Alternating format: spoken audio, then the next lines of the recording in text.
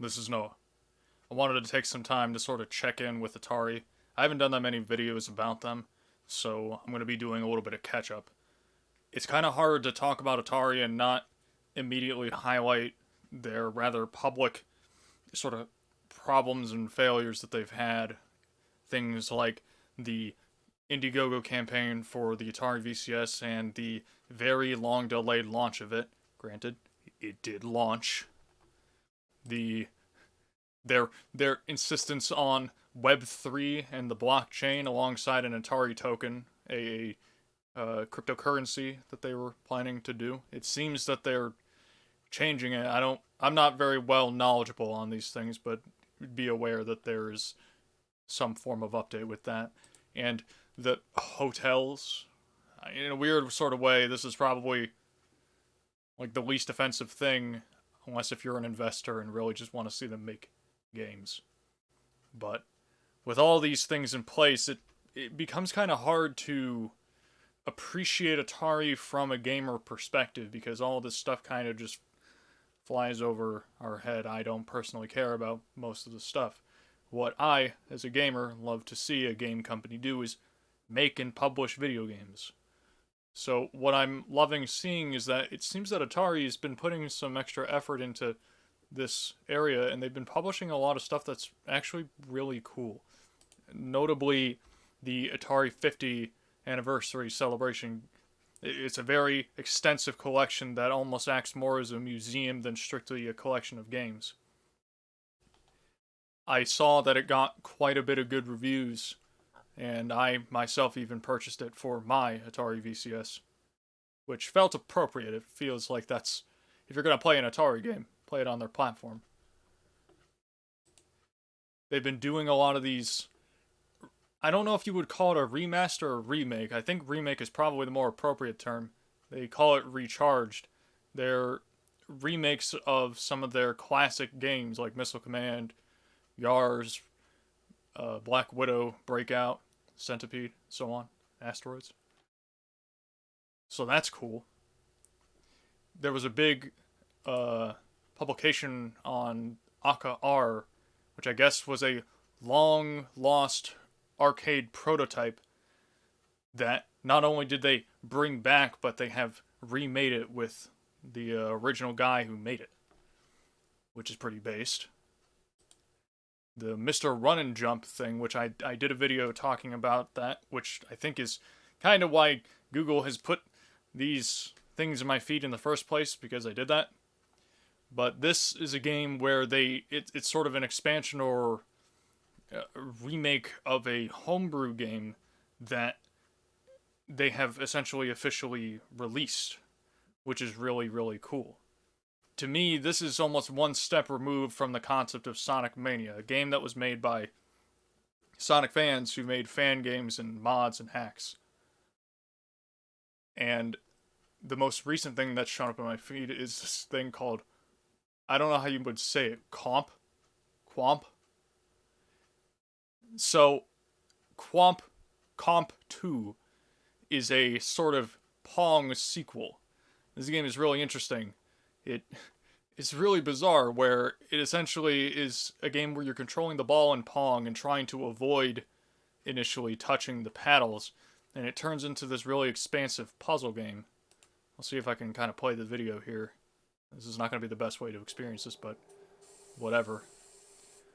But when I saw the trailer for this, after I saw it in like some Kotaku article, I was immediately intrigued. And the concept is so strange. It's almost like you wanted to take the most basic game ever and turned it into such a complex concept. Saying there's more to the story. Like, there's no story in Pong, my guy. It's Pong. But, like, look at this. Like, this looks really interesting. And, like, I'm getting what the point is, that you're trying to just control it with, like, the 90-degree sort of flips and turns. And it turns into all these different little puzzles and stuff. Like, that's rad. What a creative idea. And what was really interesting is I thought when it said Comp 2, is that this was supposed to be like a sequel to Pong, ignoring the fact that there are, of course, many renditions of Pong and quote-unquote sequels. But it is actually because this is, in fact, a sequel to a comp, which is more of the same, but this one's already out. Only on Steam, though. The big thing about a lot of these things for me is that, in spite of the fact that the Atari VCS as a platform is very niche and probably not something that a lot of people have, barely even enthusiasts have it, is that most of these are available on the Atari VCS. You'll see that with a lot of these, they are in fact released on this platform.